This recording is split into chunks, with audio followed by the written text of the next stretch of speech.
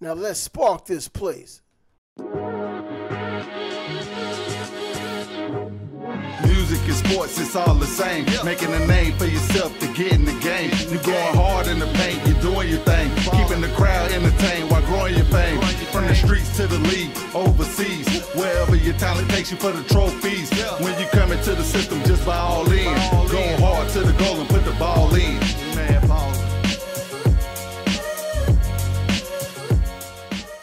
Yo, this is Trav with Yo Trav's Mad Ballin's 4th edition, the 4th episode of Yo Trav's Mad Ballin. And I'm here today with my co-host, Scott, the G, back in the house. Let him know something, Scott. What's up, man? Glad to be on the show again. Yeah, well, you're supposed to be on the show most times I do the show, but we know some underlying issues keeps you out of the show on occasion. But today, of course, we're going to talk about more of basketball, what the show is supposed to be about. All of the basketball spectrum, whether it's high school, AAU, college, pro. This time around, I think we're going to talk a little bit of NBA, of course. The season's in full swing. Things are popping. It's after Christmas. We're in the new year. And then we're going to talk a little college ball. And then we're going to throw some other things together before we put a cap on this. But before we do that, we're simulcast on YouTube right now. We're on SoundCloud, we're on Apple Store, Google Play. You can hit us up there. But we're also simulcast on YouTube. So if you could give us a thumbs up, subscribe to the channel, it'll help the algorithm. It'll help us. And if you like this kind of content, you would do it. Now, if you don't like this kind of content, I expect you to say so in the comments, or you just don't give me the thumbs up and you screw up the algorithm, et cetera, et cetera. But if you do like this kind of content, do just that. Give us the thumbs up, subscribe, and we'll all be happy, and we'll continue to bring you this kind of content. And Scott being here, looks like you're alone in that area where you're at right now. You know, LeBron James, of course, I didn't want to make this a LeBron James podcast, but you have to acknowledge— He made you do it. He made you do it. Huh? He made you do it. LeBron did make me do it, because if we're talking NBA news, we're going to talk about right now, seemingly the most dominant name in the NBA right now, doing dominant things. And he's literally holding this team together, starting off and catapulting his team into the winning ways with his 43-point night right after his birthday. Right. Well, I mean, the Lakers are easily the most hated team in the NBA, and especially in terms of like wasting talent. That is one thing they really excel at. They bring in LeBron James, and, you know, he's obviously been good there. But this year, I call this team is a bunch of old dudes and now an injured dude, Anthony Davis. Now, that being said, some of these old dudes are some of the best to ever play the game, including LeBron, including, you know, a number of the guys that he brought with him. And, yeah, he really showed that he's still got it. You know, on certain nights, he can still bring it in a way that it's almost impossible for a lot of teams to contain. So it's great to see him back playing at the top of his game. You know, we'll see how this works out and where they wind up in the playoff hunt and how he does in the playoffs. But, you know, when he's got the wind at his back, there are few better. At his age right now, and spending more than half of his time or half of his life in the NBA, he needs to win at his back. And right now, like he said, you know, sometimes he has to pull off something like that just to let people know what he can still do. And he did it. I mean, not only that, I mean, 8 of the last 9 games, he scored 30-plus points. I mean, that includes that 43-point night I was talking about. And LeBron James, for all intents and purposes, is one of the most polarizing guys in all of the NBA. I mean, the guys who like him, love him. The guys who hate him, hate him. There isn't anyone in the middle. There isn't a great area with him, whether it's political, whether it's just basketball, whether people just make things up, or whether they're making legitimate comparisons and contrast. LeBron James's name, you know, it garners some type of emotion when it comes down to the game of basketball, and you have to give him his respect. If you love the game and you respect the game, you at the very least, have to give him respect for what he has done in those past 8 games, getting those points and literally carrying his team on his back.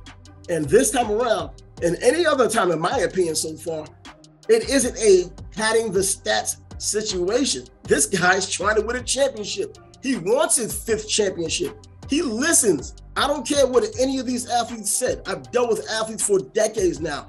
I know what they say and know what they look at. And they look at the papers. When the papers were around, they read these comments on the internet and social media. He knows that people are looking at his overall record and only having 4 championships with 10 appearances. He wants that number 5, and he wants a 6th one after that if it's going to help him match Jordan. Well, I really like LeBron James. Like I said in the last podcast, I think he and Kevin Garnett really brought the game back into a team level, emphasizing, defense and passing. And I think LeBron has done that. He's shown, otherworldly maturity in terms of how young he was when he was in the game and how dedicated he's been to keeping himself in shape and keeping his nose clean. I think the only thing polarizing is, when you're gonna enter the political field in a time as polarizing as us, that's gonna make you polarizing. But, just to clarify, I hate the Lakers. I really like LeBron James, and I like his game, and I love to see him doing well. And it was great to see him the other night. And, he's got some pieces around him in terms of Carmelo and Westbrook, and those guys can still add a lot to the picture. But forget stat padding. This team, they need him to step up, especially with Anthony Davis out. He's got to be, even bigger than he usually is because, like a lot of these older guys are talented, but they're way past their prime. So the Lakers really need him to step it up if they're going to stay on track towards the playoffs. They're all past their prime. Let's not act like these are spring chickens out on the court or on the roster. These are Anthony Davis. Anthony Davis is not playing right now. So when he is playing, he's the young guy there, but you can't rely on him. He's a dynamic young guy, but you cannot rely on him, as we've seen for the past several seasons. He gets injured, and he gets injured often, and he stays out often and long when he's out. Just because you have names and those names are together doesn't necessarily mean you're a great team, because Russell Westbrook, in my opinion, he's a bad fit for this team still. Look at the turnovers and the shot selection. He still gets his rebounds, he gets his triple doubles, but sometimes, if not most, when he does that, you could still look at it as empty stats because the wins don't result from it. Right. And that's kind of been the downside of Russell Westbrook's game. But the Lakers, they need LeBron to do this, and they're not going to do much without this. And like you said, Anthony Davis, although an outstanding player, when he's healthy, isn't healthy a lot. But yeah, they need LeBron to play at his best to be a solid team this year. You know what? When you talk about or start talking about him being one of the greatest players of all time, and the immediate comparison is he to Michael Jordan, it's not even to he or Kobe or he to Magic Johnson. It's straight to the proposed best of all time, Michael Jordan. And when you do that comparison contrast, well, he has to stand up when the opportunity is there. Of course, Mike didn't have to do it with a team with the talent that's going on, an older group of guys who just aren't playing well. Mike was the chemistry. LeBron has to be the chemistry, and he has to be the reason why they win or lose games. And he's showing that he can at least do it right now. They're currently on a 3-game winning streak going into tonight's game, and let's see if he can continue. But this is that time you have to do it, because Christmas has passed, which is the unofficial start of the NBA season. Now the All-Star game is coming up next month, and that's when we know who's heading to where they're going. Unless something catastrophic happens, we're going to know who the real teams are, who the pretenders are. If you're a number 2 seed now, when you end up a number 6 seed, we're going to find that out moving forward. And let me say this about the Lakers. Like this year's team, they've had super teams before. And like you said, that doesn't guarantee success. The Lakers have screwed this up before with these super teams, and they run the risk of doing that again. Well, and let's see if those Lakers can keep it on track right now or hold down the fort until Anthony Davis can come and give something significant that can hold them until it matters, when there's significant basketball being played later in the spring. So, and moving on to teams that are doing very well right now, it goes no further or gets no better. It doesn't get any better than Demar Derozan and the Bulls in Chicago just getting it done, just going crazy with his clutch shooting, game-winning shots, He's Big Shot Bob. He's Robert Horry with significant time. Yeah, I mean, and it's great to see Demar Derozan doing well because, I mean, he's been an outstanding player for a long time. He really built up his reputation in Toronto. Those guys, you know, and after a few years there, he really embraced the city. He bought a house there. He's like, I love Toronto. I love being a Raptor. And the Raptors like, what? We can bring in Kawhi Leonard. They're like, yeah, well, they just chucked the deuce to DeMar DeRozan and sent him down to the Spurs. So it's great to see him playing with a quality team. And obviously they've got a quality coach because he's from the Florida Gators. Yeah, right. We'll see about that. And, you know, and championships is what matters too. I mean, it doesn't matter as long as Toronto has that championship. You know, it might have been a sad story to see someone leave, but the guy who came in, got them the chip, he left. But that's what's important. I mean, you play to win the game and you play to win championships, not just play these championship games. You know, Toronto did the right thing, what was best for the team, and they got their chip, which a lot of teams are still searching for their NBA tenure. But DeMar DeRozan, man, give him the credit he deserves. I mean, he's been the catalyst for this 8-game winning streak. I mean, 12-2 in the last 14 games. A #1 seed now as it stands with the Nets right there 2 games behind. I mean, but they just shot to the top. And you've seen this all. I mean, at least for me, I saw a lot of this when the signings were made in the offseason. I mean, as a #1 seed, no. I mean, I thought the East as a whole was going to be absolute fire, which it is. But to see the Bulls on top of everybody and just wiping everybody at this moment, it's a great thing, a kind of a throwback to the glory days with not just Michael, with a bunch of different people contributing. DeRozan just happens to be the guy right now who's contributing. I mean, look, Lonzo Ball up there in Chicago has been a great part until COVID and other things and injuries. You know, so this will continue. They're a young team. So this will continue long term. And you've got Vucevic, who is a great player, and he's playing up his potential great offensive player anyway, and a good rebounder. And then they also have got Zach LaVine, who is one of the young superstars in the league. And yes, as is Lonzo Ball, who's more of a distributor, LaVine's a little bit more of a scorer. So, yeah, they've really got a good nucleus up there. And they've beat the Nets the 2 times they played them. However, they lost to the Heat the 2 times they played them. So whether they can keep this up or not, it'll be interesting to see. You know, I love the team. I've loved the Bulls for a while, kind of post Michael Jordan because, you know, Celtics fan. But I've loved, you know, Vucevic was a great player in Orlando for years. LaVine's doing a great job up there, obviously. Donovan. It'd be great to see these guys do really well. I think the interesting thing going forward is we've got Kyrie coming back to the Nets. So can they hang? Can they possibly continue to beat the Nets with Kyrie back? Can they beat the Bucks? Can they beat the Heat? Now, they've lost to the Heat the 2 times they've played them. So it's great to see them doing well. I hope they can continue. Well, that's that New Year's love coming in the NBA right now. You're talking about Kyrie Irving coming back, playing for the Nets, being out all season because he's an anti-vaxxer, didn't want to take the vaccine, et cetera, et cetera.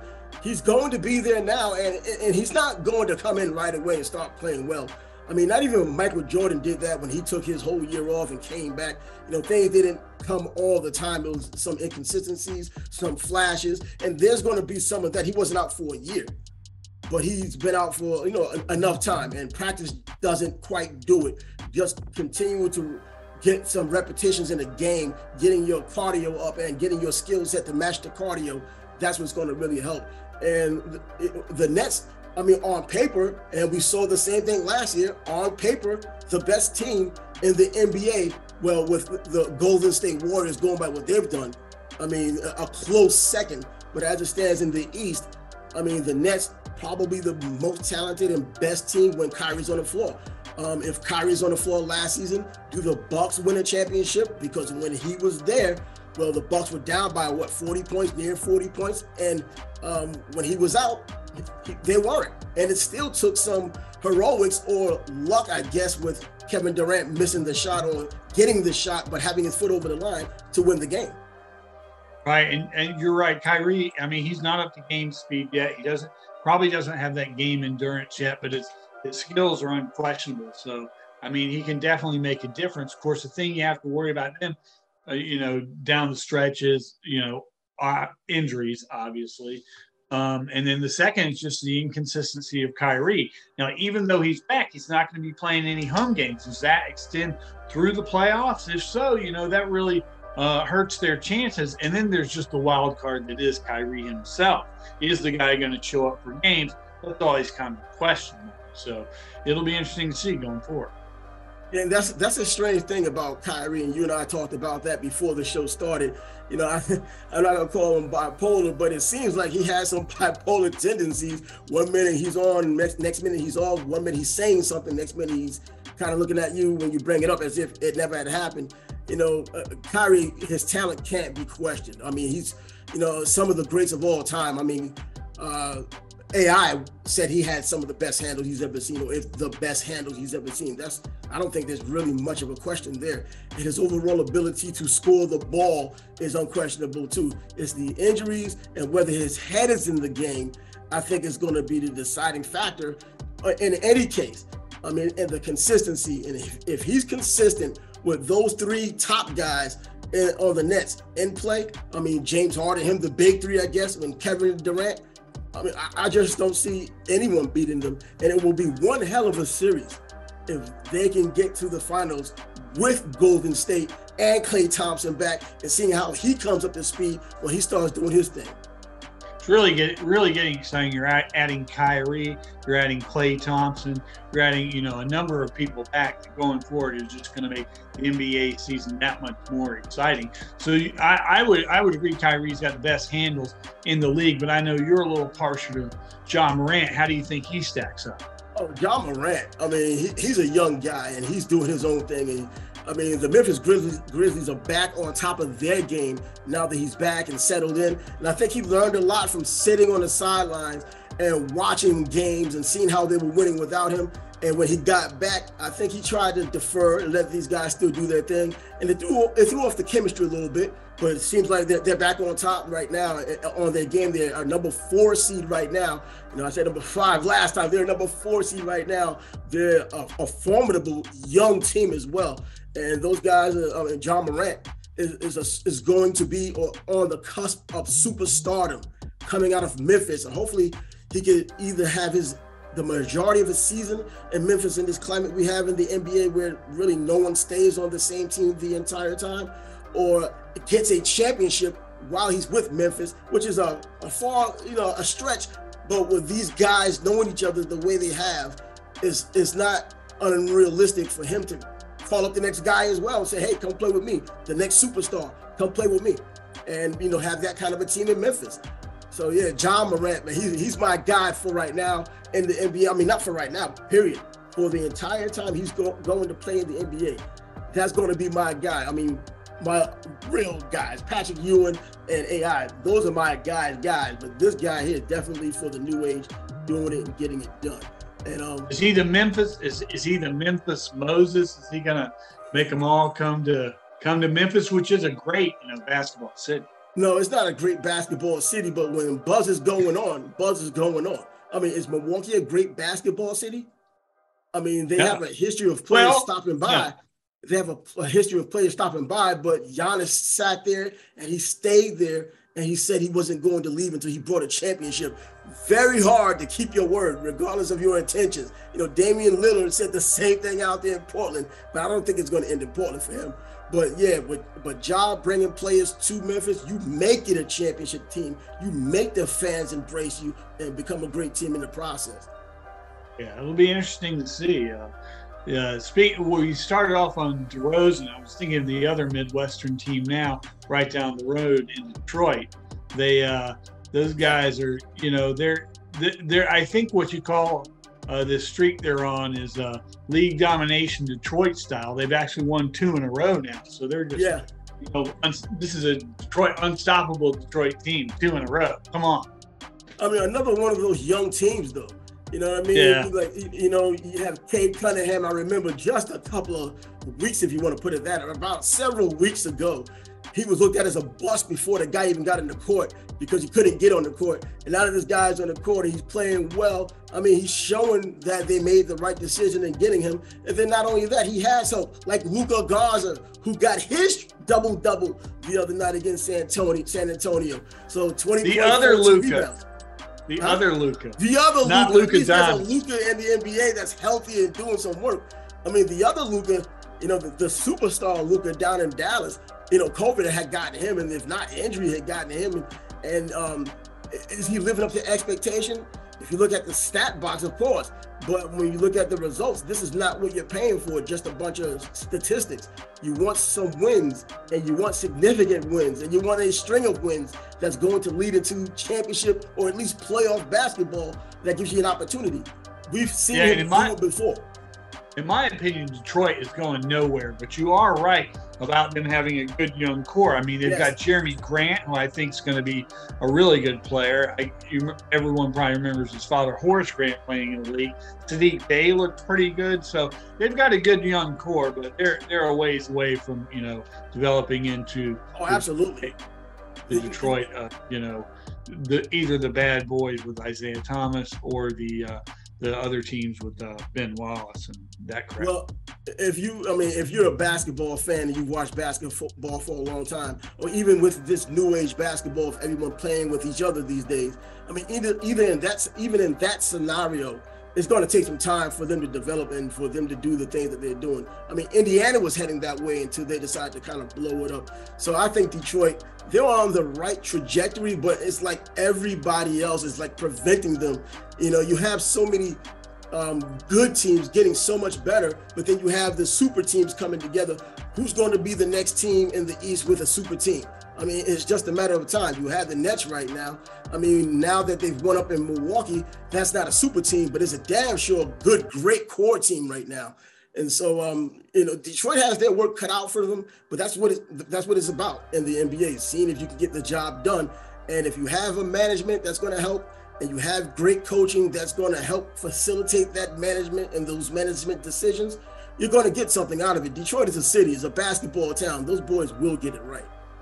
Right, and you know, speaking of Luka Garza in the Big Ten, I know that you took particular interest in the Purdue Wisconsin game the other night. Yeah, Purdue. You know, this is one of those seasons to where, you know, we haven't had really dominant teams in a long time in the NCAA. I mean, even last year when Gonzaga was undefeated and just blowing everybody out, it was still fool's gold. I mean, you could read between the lines. You could see their conference, where the West Conference, where they only have two other teams, San Francisco and St. Mary, every year. You know, and they come out of it and they're so much better than those guys. And then they throw a few of those really known teams on their schedule in the beginning of the season, when these known teams have lost players to the NBA, but they have superstars replacing, and it's going to take some time for those guys to come together. So you can beat them up in November, December, but by the time the dance comes along, these guys have gotten their feet, and they're living up to be the stars that they're meant to be. And Gonzaga couldn't hang, like we saw last season against Baylor when everything was on the line. Baylor just beat the living daylights out of them. And I think but going back to my original point, is that we don't have a dominant team in college basketball right now. Gonzaga started off as the top team. Now Baylor, the defending champs, they're there, and so far they're holding the fort. But then all of those other teams, Duke was once there, they lost. You know, Alabama beats Gonzaga, but Alabama loses to Iona. I mean, you have all of these. And they're going to lose to the Gators tonight. So, yeah. Well, you know what? Texas Southern thought they were going to lose to the Gators. Oh, you had to go there. A funny thing happened in Gainesville. You had to go to Texas Southern. Oh, God. A funny thing happened in Gainesville. In here, that wasn't hurt. So doggone funny to these Gator fans. And yeah, well, let's say this about Wisconsin. I think Wisconsin, and maybe Gonzaga too, Wisconsin looks like the exception to the rule to me, because the rule is now in college, you're there at most 2 years, then you're on to the portal, you're on to the NBA, you're on to playing in Europe, you're on to the G League. Wisconsin's got a really deep team. Now, they not only have the deep team where they brought back a lot of their great players from last year, they've got a couple of 7-footers, and then they've got the star, this budding star in Johnny Davis, who has 37 points and 14 rebounds. Not bad for a guard. No, not bad for a guard. He's 6'5". He's not even 200 pounds. So he's going to be done. This is his sophomore year. He was Wisconsin's Mr. Basketball. He also played football. He has a twin brother, Jordan, who plays with him as well at Wisconsin. And just look at the scenario with his family. They have 2 sets of twins. He and his brother, and then they have a younger set of twins in that family. His father, Mike, played in the NBA. I mean, if you kept an eye on it, not really. He wasn't a star player. This is something you really have to do research on to find out. But his father, Mike, was in the NBA before.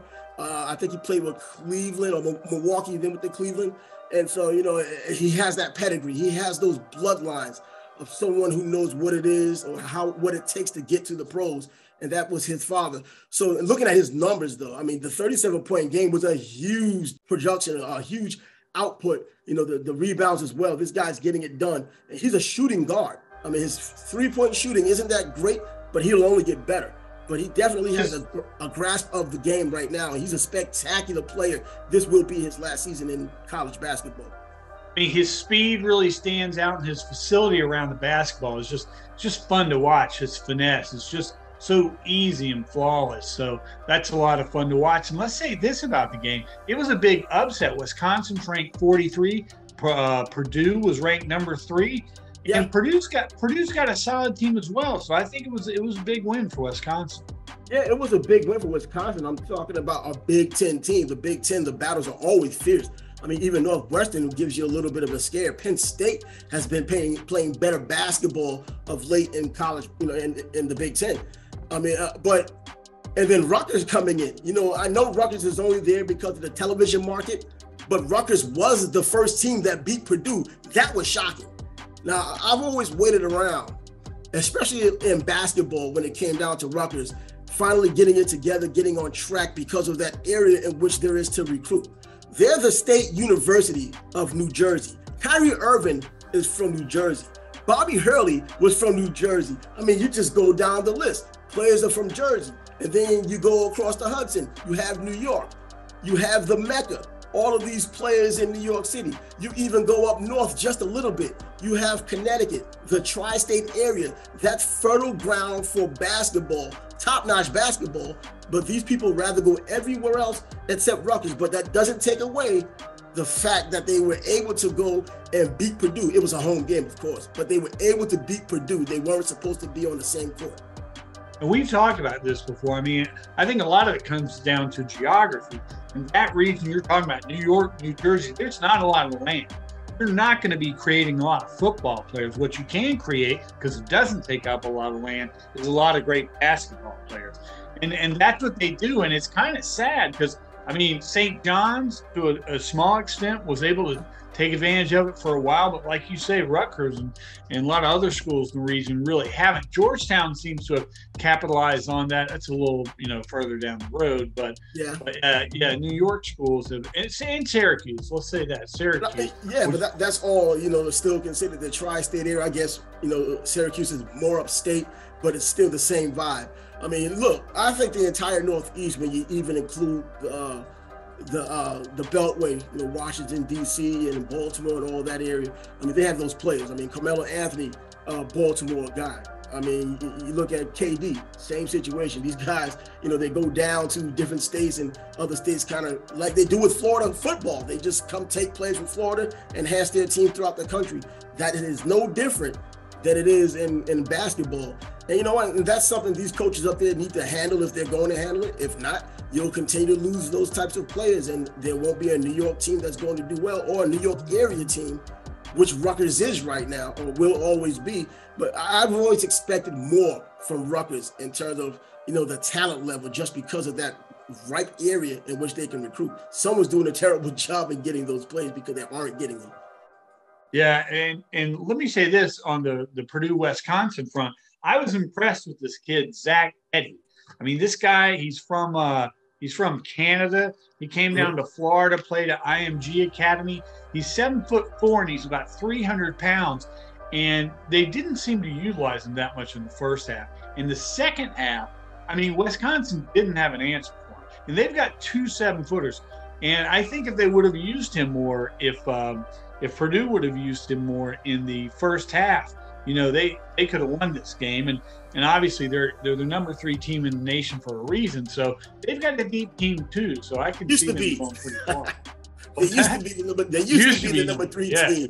Now they are, you know, and that's true. I mean, a lot of these high school players, like you're bringing up, guys who did well going to IMG. I mean, it goes back a little bit more if I rewind how we talked about players from here in the Jacksonville area. Of course, Jacksonville's not known the country over or even the world over as a basketball hotbed. You know, it's all football here.